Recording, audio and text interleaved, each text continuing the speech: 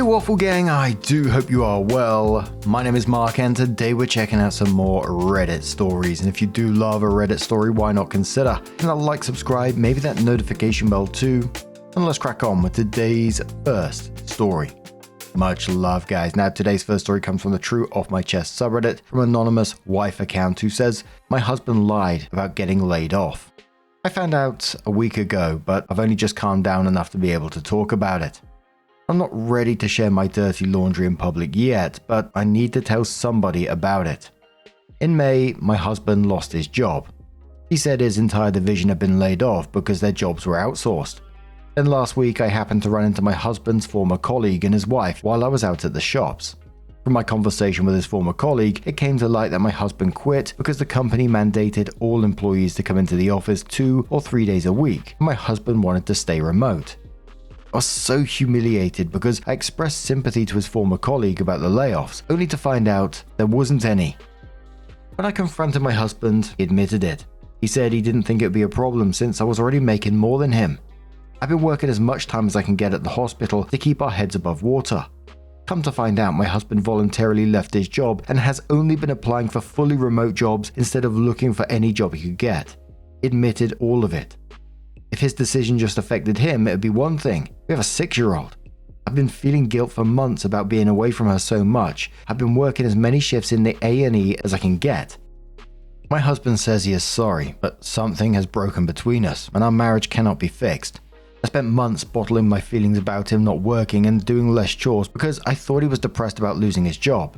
He kept saying how guilty he felt about not working and I didn't want to add to it. I kept thinking as soon as he found another job, everything would be fine. Meanwhile, he's been having a holiday sitting at home while I ran myself ragged, keeping us above water. I'm moving out of our flat as soon as I can find another place for myself and my daughter. I don't care what my husband has to say. Every time he apologizes, it just makes me angrier. I don't want to tell anyone until I find somewhere else to live, but I needed to get this out before my anger consumes me and I lose it in front of my daughter. I didn't even know it's possible to be this angry. It's the lie that's just ruined everything, isn't it? I mean, if he had come to her and said, I'm miserable with a return to office work and I want to take a risk and look for remote work, at least that would have been a conversation that them two could have had together. Maybe they might have disagreed, but there would have been honesty and respect there.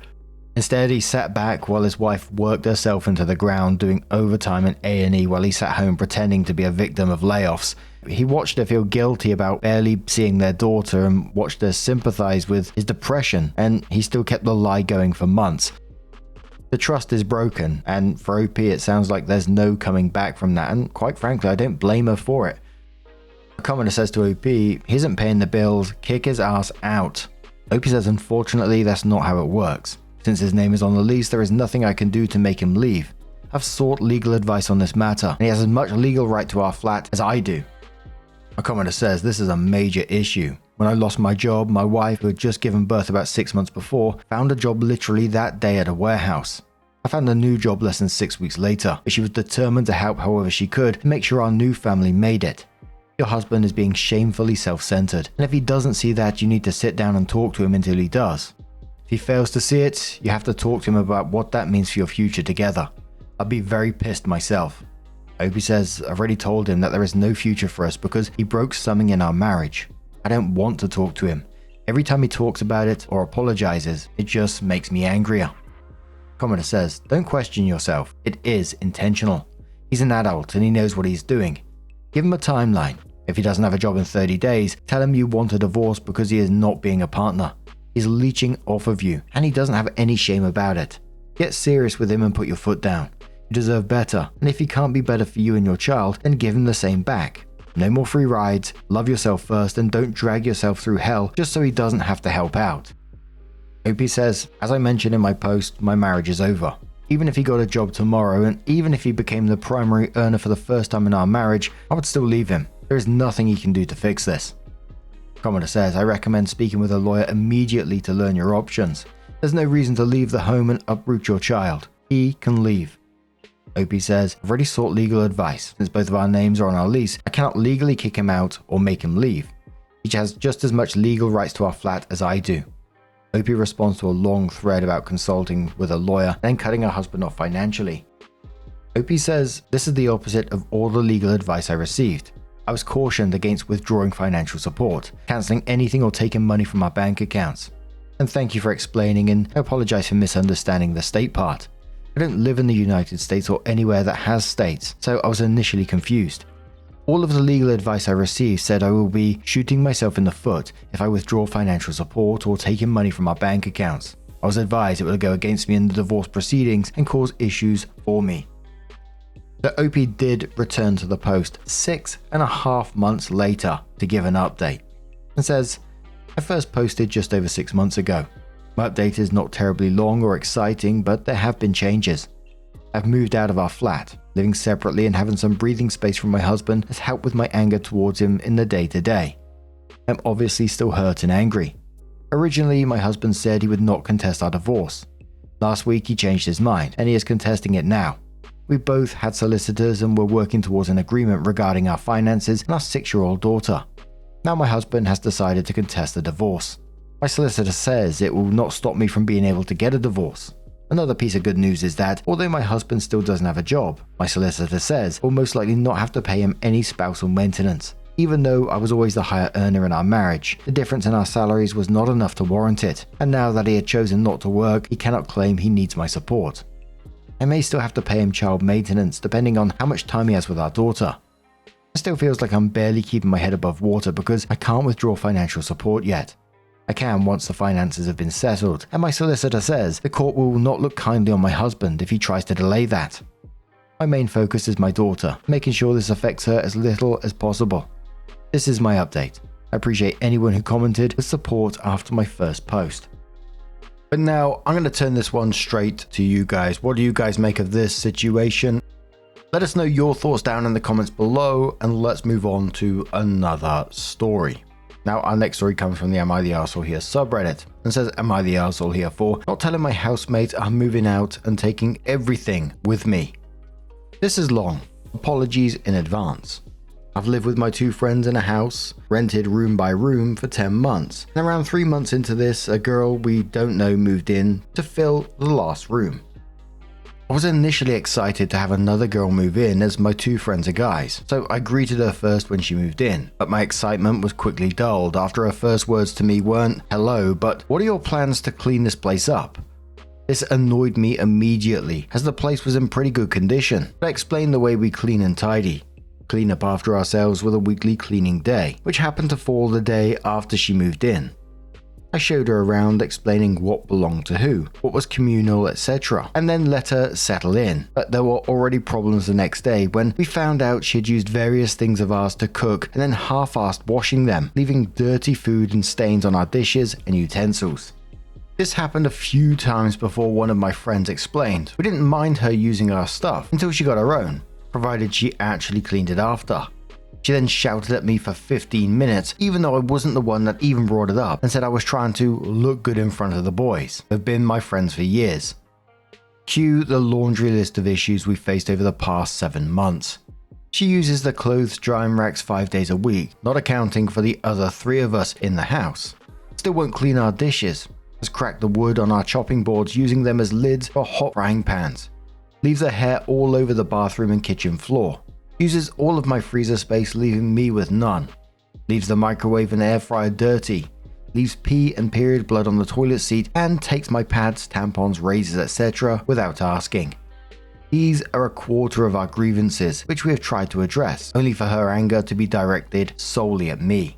The house has never been in worse condition, and our only solution is to complain at us for the mess. 90% of it is obviously hers. Then ask us to send her money to buy cleaning products. We have plenty, and then not help with a weekly clean. Me and my other 2 housemates have been looking for a reason to leave, and I just got a new job opportunity, so we took this chance to find a 3-bed flat to rent as a whole, and we're moving in next week. The thing is, 90% of the things in this house are bought by us. We'll be taking the toaster, microwave, kettle, drying racks, air fryer, our pots and pans, the iron, hoover, and much more.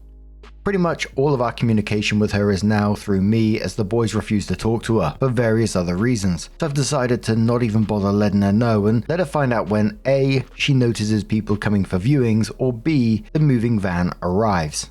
We didn't expect her to buy things we already use communally, but she has maybe twice ever contributed to this household financially, so she can deal with buying her own stuff and learn to clean up by her own messes. Am I the arsehole for not telling her? Edit. As it's a room-by-room renting situation, she will not have to leave or experience an increase in rent or bills, and the landlord is the person organising viewings. Edit 2. I'm not worried about taking my things, obviously. I paid for them. The same goes for the guys. This is about the fact that she will not be aware that there will be next to no household basics or furnishings until they are gone. Now, for me in this, if people are going to be arseholes, I have little sympathy. I have a lot of patience for people who are struggling, awkward, messy, or even difficult at times, but once someone consistently acts entitled, rude, and even hostile while expecting everyone else to accommodate them, my sympathy drops massively. This housemate wasn't just inconsiderate occasionally, she repeatedly ignored boundaries, damages other people's things, contributed very little, sounded absolutely disgusting in some ways, and at some points, people stop being mean, believing, and start just, protecting themselves and their own peace, and that's exactly what's happening here. You can't treat people like shit for months and expect them to prioritize your comfort on the way out. Absolutely not. A commenter says to OP, no, you're not the arsehole, but I strongly recommend you go ahead and remove anything that is very important to you and that she uses regularly and store it somewhere temporarily until move out day, so that if she figures it out, she can't mess with things that you truly value. She sounds petty, like someone who tried to sabotage your stuff or take things. OP says, that's a very good point. I may need to hide some things. Another commenter says, obviously not. Why would taking your possessions make you the arsehole? OP says it's more that I'm not telling her and basically leaving her with nothing on zero notice. Commenter says, not the arsehole. I'd slowly start taking my stuff. I'd like to see her face though. Why didn't the landlord just kick her out? Cheaper than getting 3 new people in there. My kid lives in a situation like this at college. They screen the people really well. They let all the roommates meet a new person and they can veto them if they want. It's worked pretty well. OP replies saying, honestly, he's kind of useless landlord, bless him. But as I'm moving for work anyways and it's close to where my other roommates work, we're all just leaving. A commenter says, I don't get it. If nobody likes her, why is she still living there? Are we missing something? Why not kick her out politely? OP says it's room by room renting rather than the whole property so the landlord can kick her out. OP's location and the legal process of notifying the landlord about moving out. OP says UK based. We gave our landlord just over a month's notice, which has been accepted, so everything else is sorted. A downvoted commenter says, what's up with the lease? You all are sure the spots will be filled? Yes, you are the arsehole here. We're not saying there's a plan to move out. It's a courtesy to say you'll be taking your things as they aren't tied to the apartment, especially if she wasn't made aware of the extent. Got that. OP says the rooms don't need to be filled as it's an HMO property.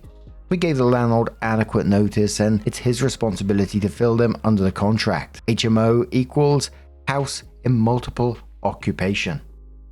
So it was just over a month later that OP came in to update the post and says posted about a month ago about a nightmare housemate and my evacuation plan, and I'm finally updating you all.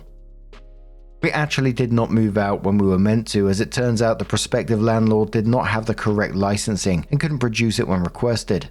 Luckily, he still had some tenancy left. We got our deposit back and found a better and cheaper flat and moved in last week, which is going great. Onto the roomy reaction. She got home from work early and found me taping up a box with my door open and asked me, "Are you leaving?" Turns out she knew this already, but still individually asked me and my housemates if we were leaving and asked us each to leave behind a few possessions, so she had just one thing. We did not leave anything of ours except from our shower curtain, which she had stained with her hair dye. Yes, we took the toilet paper and cleaning supplies as she never bought any ever. It was honestly quite a calm departure except for messages asking how much things were and last-ditch efforts to get us to leave her things, and her telling me to take out the bin on my way out. A few days later, she rang me 4 times, but I didn't see them as I was at work. When I did see the calls, I just blocked her number and have been in such bliss. We can all walk around our flat without feeling uncomfortable. I haven't been shouted at once in my own home. Long may this continue. And the boys also stepped up on move out and lay down the law. So I had backup. New job, new home, life is great. Thanks for all the advice. The commenter says to OP, I'm glad you're able to leave rather smoothly. Did you have to replace any of the stuff she misused? Opie says we replaced our microwave because we couldn't get the stink out of it. She genuinely cooked fish in it. But other than that, and the chopping boards, everything else is usable. Commodore says still, I hope you didn't leave the microwave for her. Better to throw it out than to leave her anything. Opie says we didn't. I was feeling petty. There's a commenter on the back of this that says, as curious as I am why Nightmare ex-roommate called 4 times, I respect the hell out of OP for not even entertaining finding out and blocking straight away. I wish I had this peace of mind, and I agree with that absolutely. I'm always curious about this sort of stuff. Why was she phoning back up? But at the same time, I don't blame OP because out of sight, out of mind, in my opinion. Absolutely too true. But what do you guys make of this situation? Let us know your thoughts down in the comments below. And let's move on to another story. Now, our next story comes from Potential Mammoth 673 from the Am I the Arsehole subreddit and says, am I the arsehole for saying no to my friend for the art they gave me? So, about 10 months ago, my friend gave me 3 little artwork pieces that they thought were really ugly and they hated. I absolutely adore them. I think they're very pretty, so I have them in my living room, and so I redecorated my living room and rearranged everything so I could have these paintings in a very specific spot. One day they were over, and one of my friends that they have yet to meet until that day was over as well. My other friend, who did not give me the artwork, looked up the art pieces through Google Lens because they also liked them and wanted to get some for themselves. That friend found out the artwork that was given to me was worth $1,000 per piece. And I said, wow, that's an insane price. So the friend who gave me the art pieces told me that I needed to give them back to him, and he started taking them off the wall, and I said, absolutely not. You gave those to me. He started yelling at me because I wouldn't give them back. Then he said I better pay him $3,000 for all of them, and I said no because you gifted them to me almost a year ago. So he told me that he was going to call the police, and he left because me and my other friends kicked him out. The commenter says to OP, not the arsehole, where did your friend get them from? Sounds like he wasn't aware of the value. OP says they were gifted to him the same month he gave them to me. Commenter replies, are they prints or paintings? Because maybe they're not so expensive. It could just be a copy. Google Lens is not an expert on art. Just find similar things. Not the arsehole anyways. Commenter says, not the arsehole. Your friend is for pricing your paintings though. That felt somewhat inappropriate in my opinion. Commenter says, not the arsehole, he gave you a gift. You relinquished ownership. Also, how tacky is it that friend to look up how expensive your home decor is? Get better friends. Commenter says, I don't understand how they could have even made such a valuation unless they are like gallerist or art critique. The painting's value is where the artist's asking price meets what someone is actually willing to pay for them. Who the artist is makes a huge difference. The friend would have known if their paintings would sell for 1k a piece. If he did not see them worthy of that, they most likely are not that, no matter what example Google might have presented as similar paintings. And then the legal part. A gift is always the property of the person who was receiving the gift. Commenter says, I know I'm late to the party, but I just had to say this post made me think of Beanie Babies. Just because Google says you can get 5k for that Beanie Baby doesn't mean you'll actually find someone who would pay more than $2 for it. Good luck selling that artwork for 3k, dude. You'll need it. The OP came in with her first update and says, so funny thing happened. The other friend who priced them also looked up something that they also gave me and realized the price of it. So both of these friends are wanting their stuff back. So today I'm planning on just giving them the art pieces and the other items that both of them have given me over the past few years. It's really disheartening to have to go through this, but dealing with this drama is worse than redoing my living room and getting rid of the things that they gave me back to them. The friend who looked up the price of what they gave me and said they were just lending me the items, even though I've written proof that they were given to me. So both friends are going to be acquaintances from now on. Life's weird. OP updates again and says, so another funny thing happened. Both of them met up to hang out because they both made me the common enemy. I did give back the other things to the second friend, but I do have the artwork pieces due to me giving them a couch around the same time that was worth $2,000. The artwork is being appraised currently. One of my siblings' friend's girlfriend appraises artwork. A weird lineup, but we're figuring that out now. She came and grabbed the pieces about 11 AM today. For some reason I feel like this art is not going to be worth $3,000 in total. Honestly, life isn't worth this stress, so I'm going to take it as a loss and move forward. OP comes in with their final update and says they've been appraised, and this part is actually funny. So the relative of that friend who gave them the art pieces is the one who made them. The relative copied a style from a different artist and recreated the pieces for that friend. The relative signed the back, and when the person who appraised the artwork told me the artist's name, I laughed because that's friend's relative, lol. I let that ex-friend know that their relative created the pieces for them. I told him since they were made by his relative, I would happily give them back. After I said that, this ex-friend said I could just throw them away because he didn't want them anymore. Since I had no value money-wise to them, they did not care. So technically I have 3 art pieces that are priceless. Anyway, I thank their relative for creating these pieces because without these pieces, I would never have known the type of people I was friends with. A commenter says to OP, I would have given the art back without telling them the appraisal value. Not the arsehole, lose both of these friends, also get your couch back. OP says, but I love the art so much. I really didn't want to give it back, so I had it appraised. A commenter says, in this particular case, I strongly recommend you solely trade and collect AI generated art, which doesn't seem like it would compromise your aesthetic sensibilities. Living room wall art recreated and copied in the style of other artists, with a wink emoji. OP responded saying, why would I collect AI art when I can have art that's just plagiarized? Commenter replies saying, no messy friend drama to deal with, and you don't even have to know the artist whose work was stolen. Win-win. OP says, also, I liked it before I found out it was basically plagiarized, so why would I get something different? What the fuck was that AI comment about? But what do you guys make of this situation? Let us know your thoughts down in the comments below. Let's have another story. Now our next story comes from Path of Uncertainty, who says, fell hard for the first time. Finally happened, unfortunately. I was running near an intersection and a bunch of loose gravel that had accumulated were like marbles. As soon as I hit them, my feet went out and I went down hard. I had a decent cut and some road rash. A really cute guy watched the whole thing happen and came running over with his dog to check on me. I was so embarrassed I couldn't even get the words out. Thankfully, I wasn't too badly hurt. The guy met up with me a mile or two later with some bandages and a bottle of water and a sweet note and checked on me one last time before he went on his way. I've run in all sorts of rainy, snowy and icy conditions, but I had to wipe out on one of the nicest days of the year so far, and of course, it had to be witnessed. The commenter says, sounds like a meet cute to me. I'm sorry. OP says, I don't want to freak him out or have him think I'm a weirdo if I reach out. Commenter replies saying, he gave you his number. Girl, you might need to reevaluate. Commenter says, I'm glad you're okay, but can we know what the sweet note said? I really wanted to include his contact info. Lol. OP says the note said, hope you're feeling okay. I've never seen someone fall so gracefully before. I fell for the same reason just a few roads up, so don't let this bruise your ego. If you ever find yourself in a bind during a run or want a running partner, my number is, and shares the number. Keep crushing it, you're doing great. Murky replies saying, you better text that man. Absolutely. OP came in with a mini update and said, I text this morning. I decided to keep it simple and just said, thank you for being so caring and charming yesterday and for looking out for me. I truly appreciate the kindness you showed me.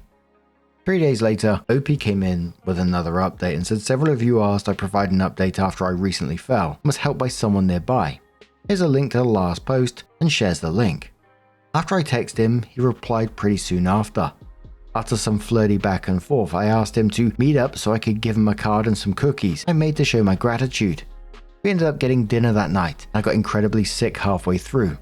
He came back to my place and took care of me until I fell asleep and left me Gatorade on my doorstep the next morning. We went out running yesterday and I found out he runs a similar pace to me, or similar routes to me.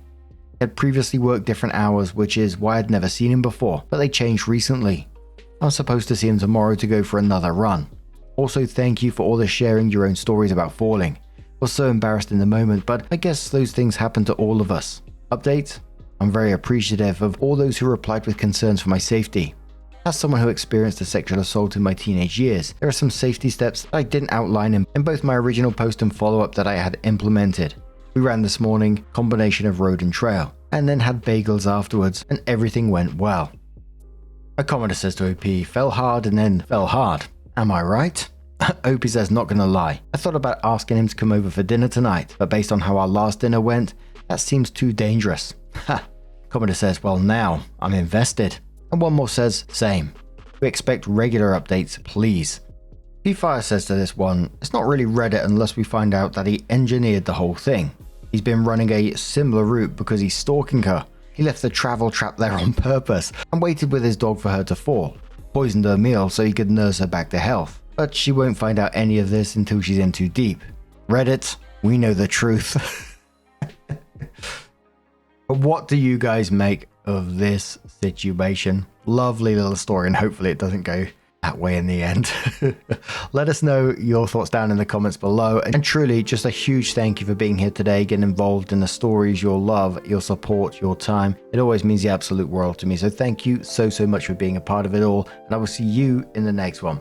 Take care and much love.